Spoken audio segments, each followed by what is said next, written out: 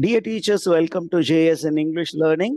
We are with Unit 5 of PGTRB, that is Shakespeare, and we have 8 sonnets of William Shakespeare that is prescribed now, along with 2 new inclusions. What are the 2 plays that are included? One is King Lear, the other one is Othello. And we'll come to Othello and King Lear a little later. Now we will go with the sonnets. Now, okay, how many sonnets did William Shakespeare write? I didn't get it. How many sonnets did he write? He wrote 154 sonnets. Okay. Of the 154 sonnets, okay, sonnet number 1 to 126. Okay. They are addressed to a person. It is called Fair Youth Sonnet. Let me put it in short form. It is called FYS, Fair Youth Sonnet.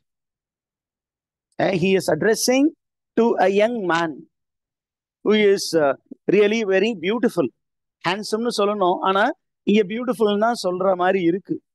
ஏன்னா the whole description of the young man is in the context of beauty. அப்ப அவர் வந்து பியூட்டிஃபுல்லா இருந்தாரு அப்படின்னா Shakespeare அந்த young man மேல எந்த அளவுக்கு பற்றா இருந்திருக்காருன்னு பாருங்க. Sometime the terminology that is used is bit erotic. That shows a different kind of attachment that William Shakespeare had for the young man. அவங்க யார் அந்த யங் மேன் அப்படின்னு நிறைய பேர் நிறைய ரிசர்ச் பண்ணியிருக்காங்க. And it is always Mr.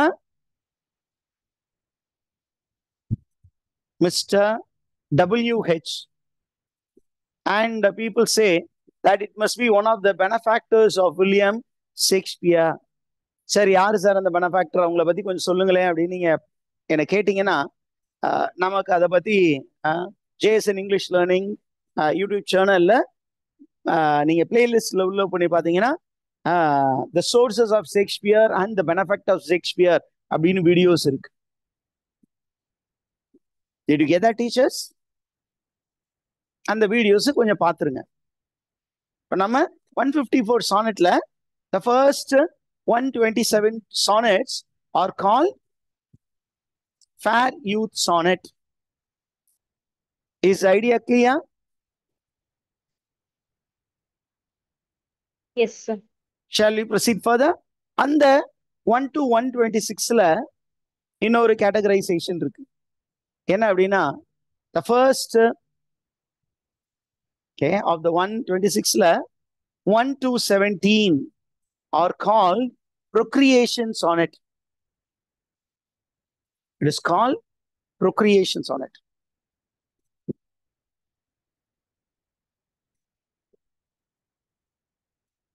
Procreation அப்படின்னா procreation, the author, the speaker William Shakespeare is trying to convince a young man to get married.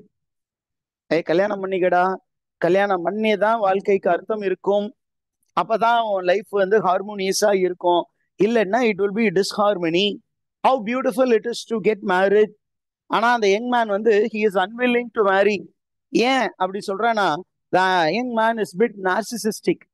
He is very much worried about his own beauty and well-being, that he is unwilling to what to say, take the risk of getting married and losing his beauty. அழகு போயிடும், என்னுடைய அழகை நான் இன்னொருத்தரோட share பண்ண மாட்டேன் அப்படின்னு சொல்லும் பொழுது நீ அப்படி பண்ணக்கூடாது அப்படின்னு நிறைய symbolic images யூஸ் பண்ணி William Shakespeare is trying to convince a young man to get into marriage. Did you understand this, teachers? This is the first category. First category குள்ளறிய ஒரு subdivision பார்த்துட்டோம். Now we are moving into the second category. What is the second category? Sonnet 127 இருந்து 152 வரைக்கும். They are called dark lady sonnets. They are called, எப்படி சொல்றாங்க, DLS. dark lady sonnets. Shakespeare is speaking about a dark lady and he is attached with a dark lady. அது ஒரு emotional attachment, ஒரு sexual அட்டாச்மெண்டா கூட இருக்கலாம். அதே நேரத்துல there is a conflict. என்னன்னா Shakespeare is attached with dark lady, அதே நேரத்துல ஒரு ஹேட்ரடும் இருக்கு. ஏன் this dark lady is focusing her attention on the young man who is also the focus of attention of William Shakespeare. But a mysterious dark lady is the subject matter of this particular sonnets. Are you there? Did you understand?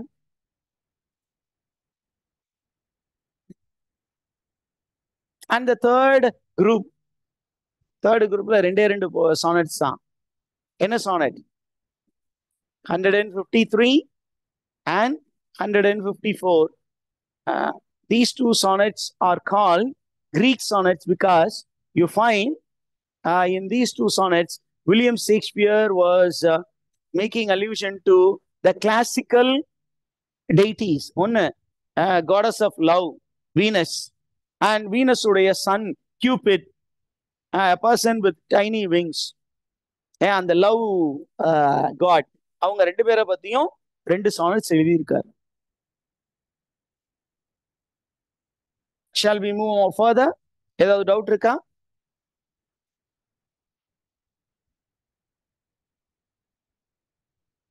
Right. Now Shakespearean sonnets பத்தி இன்னும் கொஞ்சம் சொல்லணும்னா, Shakespearean sonnetனாவே a poem written in 14 lines and the meter that is used is iambic pentameter. Foot வந்து iambic foot. Iambic footனா என்ன?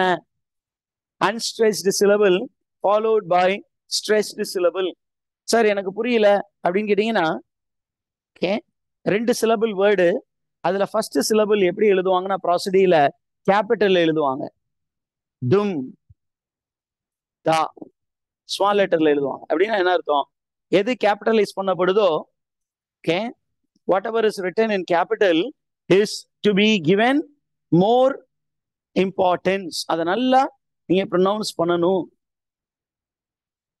Okay, so sorry மாத்தி எழுதிட்டேன். It should be unstressed syllable followed by stressed syllable. அப்ப இந்த first syllable, for example, ஒரு சின்னதா ஒரு example கொடுக்கணுமா,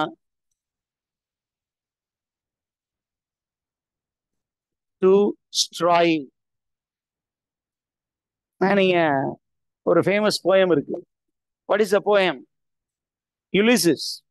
அந்த யுலிசிஸ்ல last line is a beautiful example of iambic pentameter.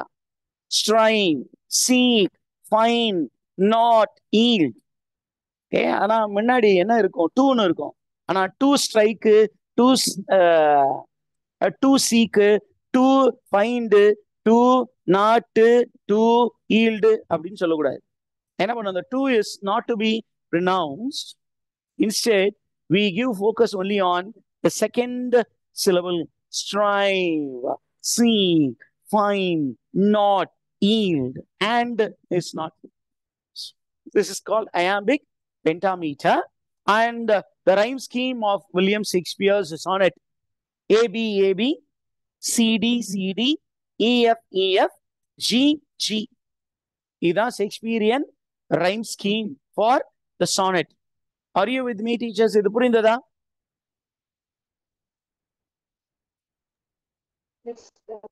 இப்ப ஷேக்ஸ்பியர்ல இருந்து நமக்கு ஜெனரல் கொஸ்டினுக்கு போனோம்னா, what is a sonnet? Where did sonnet originate from? Sonnet is not an English product. Sonnet is a Italian product. எங்க இருந்து வந்தது? இட்டலியில இருந்து வந்தது. It originated in the 13th century. அப்ப யாரு இந்த sonnet form இன்ட்ரோடியூஸ் பண்ணது அப்படின்னு கொஸ்டின் கேட்கலாம். Sonnet form இன்ட்ரோடியூஸ் பண்ணது, it is this Italian court poet Giacomo de Lentini. is an Italian court poet. அரசவை கவிஞராக இருந்தவர்.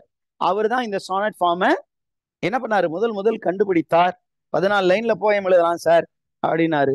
அப்ப what is meaning of the word sonnet அப்படின்னு கேட்டீங்கன்னா, the meaning of the word sonnet is it comes from the Italian word sonetto. The sonettoவுக்கு meaning என்ன அப்படின்னா a little song or sound, or it is called strain. S-T-R-A-I-N. A-I-N. A strain. சின்னதா ஒரு சப்தம். Okay. Normally, when people write sonnet, okay, when people write sonnet, what is the characteristic feature of sonnet? But sonnet வந்து பேசிக்கா it comes under the category called lyric poetry.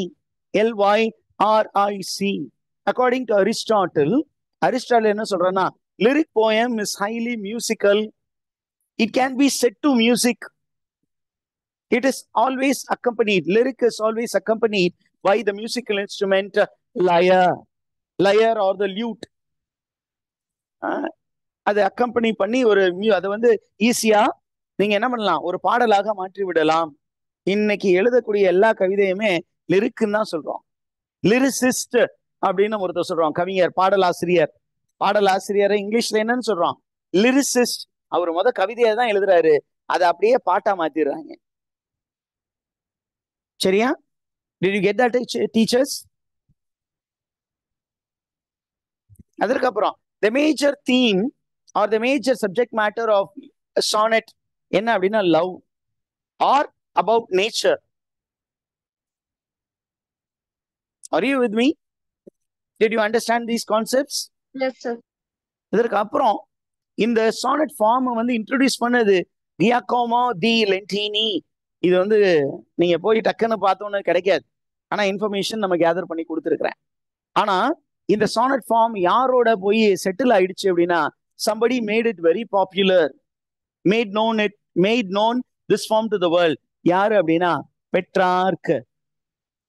யார் இதை வந்து popular ஆக்குனது? நம்ம நார்மலாவே சானட்னாவே பெட்ரார்க்னு தான் சொல்லுவோம். He was not the founder, but a man who popularized it. Petrarchan sonnets. பெட்ரார்க் என்ன பண்ணாரு அப்படின்னா நிறைய சானட்ஸ் எழுதினாரு. அந்த சானட் உடைய compilation, the compiled name is called Il Canzoniere, and this was later established as Petrarchan sonnet. இவரு இந்த sonnets எல்லாம் எழுதி யாருக்காக எழுதினாரு அப்படின்னா for his ideal woman called Lara. தன்னுடைய கனவு கன்னி லாரா என்ற ஒரு பெண்ணிற்காகவே இந்த சானட்ஸ் எல்லாம் எழுதினாரு. எப்ப பெட்ரார்கன் சானட் அதனுடைய ரைம் ஸ்கீம் என்ன அப்படின்னு கேட்டீங்கன்னா, நார்மலா இதுல ஒரு மூணு விஷயம் இருக்கு. ஒண்ணு வந்து first 8 lines followed by 6 lines. மொத்தம் எத்தனை line? 14 line.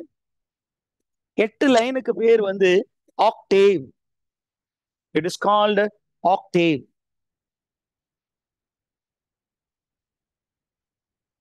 The first 8 lines are called octave. Octana 8. And the second 6 lines are called sestet. It's called sestet.